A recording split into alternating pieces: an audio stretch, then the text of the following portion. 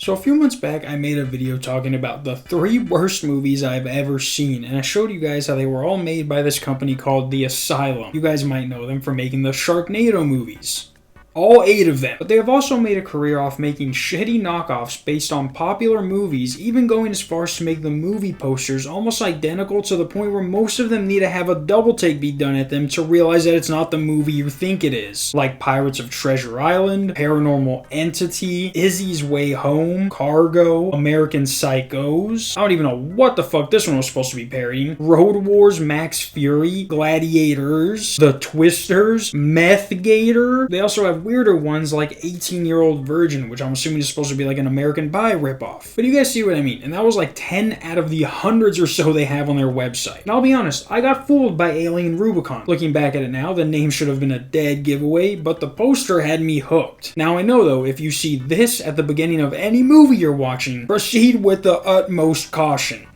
I'd probably just turn it off. And part of the reason I think they're able to make all of these is because they made that one show Z Nation, which had like 5 seasons. I don't see how that gives them enough money to keep making these movies over and over again. But hey, apparently it was popular enough. But recently I found out through my own serendipity that one of their most recent movies is straight up illegal and goes against everything Disney has paid to keep that copyright theirs. So you guys might have heard about the new horror movie that came out a few weeks ago, maybe a few months ago, called The Monkey. And the movie is about these 2 brothers who find their dad's toy monkey, and whenever the monkey plays his drums, a person dies in the most insane way possible. Now, just out of curiosity, when I was looking up facts about the movie, like who produced it and what was the movie based off of, I read that the only reason they had the monkey play drums instead of the classic cymbals like the toy monkey originally had is because for some reason, Disney owns the copyright for the cymbal monkey after using it in Toy Story. Now, what's insane is that's not even something they created. Some Japanese toy company called Yamane owns the design, but then Disney claims the copyright. Disney literally Christopher Columbus one of their designs and is like, now nobody gets to use it. Until today.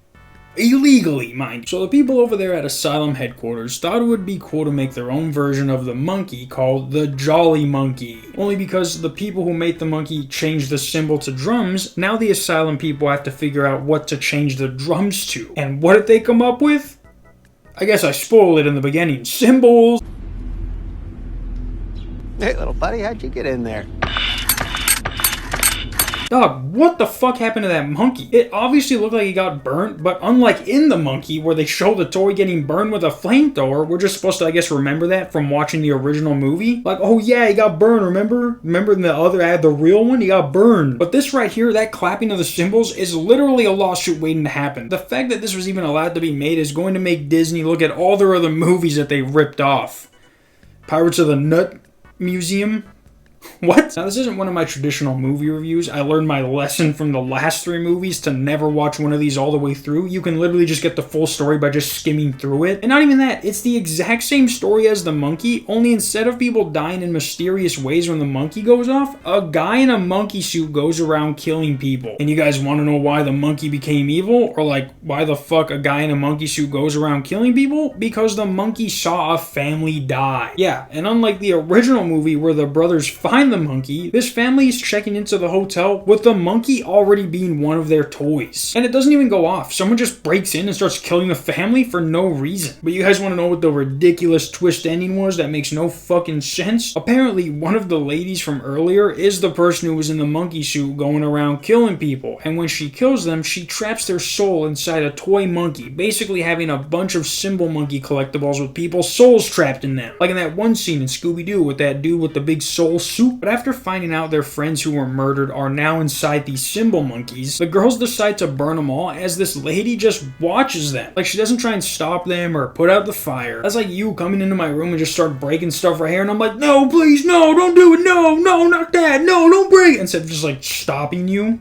Or trying to stop you. As the souls are being burned though, this lady gets pushed into the fire along with them and dies how most people, what you would think would die in a fire.